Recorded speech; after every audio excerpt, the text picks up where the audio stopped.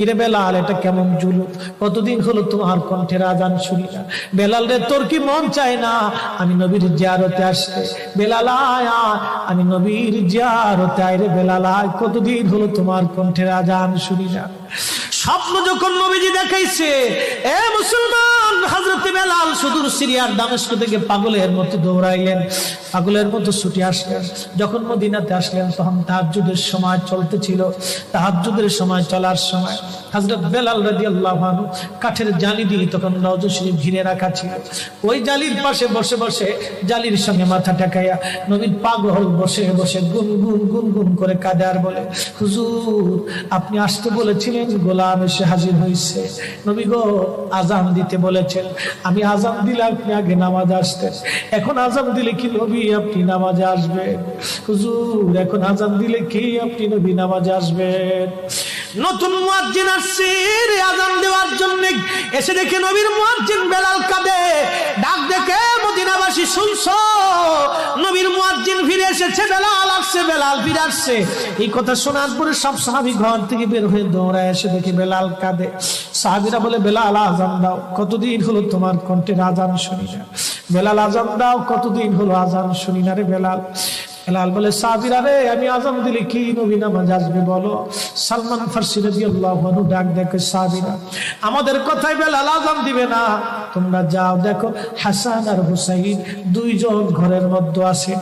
ইমাম হাসান হুসাইন রাদিয়াল্লাহু আনহুমা যদি বলে তাহলে বেলাল অবশ্যই আজান দিবে। সালমান ফারসির পরামর্শে সাহাবীরা দৌড়ায় গেলেন।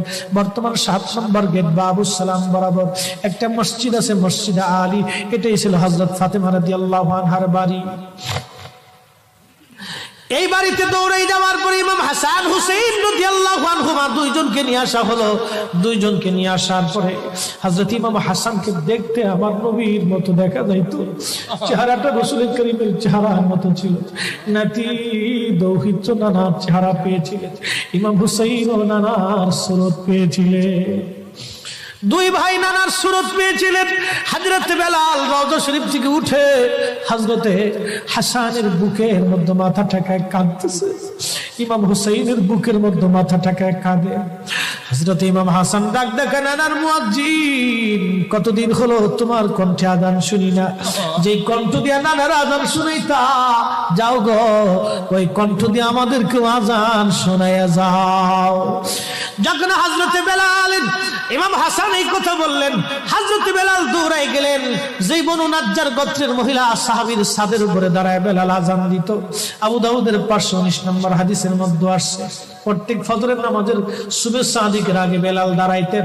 দাঁড়ায় আজানের আগে বলতেন, আল্লাহুম্মা ইন্নী আহমাদুকা ওয়া নাস্তাঈনুকা আলা কুরাইশিন ইউকিমুদ্দীনাক। প্রত্যেক ফজরের আজানের আগে এই দোয়াটা পড়ে বেলাল আজান শুরু করতেন। হযরত বেলাল রাদিয়াল্লাহু আনহু আজকে তাহাজ্জুদের আজান দিতে গেছে। আজান দিতে যাওয়ার পরে হযরত বেলাল যখন আজান দিলেন, আল্লাহু আকবার, আল্লাহু আকবার, আজানের মধুর ধ্বনি সারা মদিনার রন্দে রন্দে ছড়িয়ে গেল। মদিনার ঘর থেকে সব সাহাবী বের হয়ে দৌড় মারছে। আবার যখন বলেন আল্লাহু আকবার, আল্লাহু আকবার, সব সাহাবী, মহিলা, বৃদ্ধ, বনিতা ঘর থেকে বের হয়ে দৌড় মারছে। যখন বলল আশহাদু আল্লা ইলাহা ইল্লাল্লাহ, মদিনার ঘর থেকে সব মহিলারা ঘর থেকে বের হয়ে দৌড় মারছে রে, আর কান্না করে, নবী বুঝি ফিরে আসছে রে। আবার যখন বলেন আশহাদু আল্লা ইলাহা ইল্লাল্লাহ, তখন মদিনার মানুষ কান্না করতেছিল, গুন গুন গুন গুন করে কান্না করে। মদিনার ভিতরে আওয়াজ বের হয়ে গেল, নবী বুঝি আসছে রে, নবী বুঝি ফিরে আসছে রে, নবী বুঝি ফিরে আসছে রে, নবী বুঝি আসছে। হযরত বেলাল যখন বলেন আশহাদু আন্না মুহাম্মাদুর রাসূলুল্লাহ, মদিনার মাটিগুলি থরথর থরথর করে কেঁপে উঠছে রে। মদিনার মানুষের কান্না বেড়ে গেল। হযরত বেলাল অজ্ঞান হয়ে জমিনের মধ্যে পড়ে গেলেন, তিনি বেহুশ। নবীর আশিক বেহুশ হয়ে গেলেন।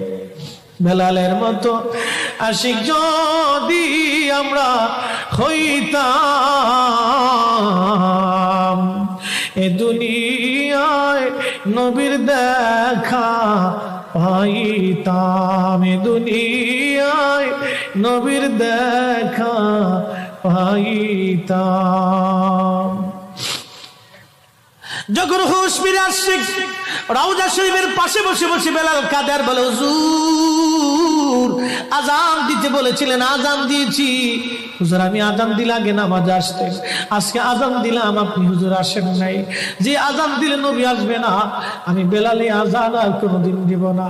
হযরতে বেলাল কিছুদিন পরে কলিজা ফেটে নবীর বিরহ বেদনা সহ্য করতে না পেরে তিনি চলে গিয়েছিলেন পরপারে। কলিজা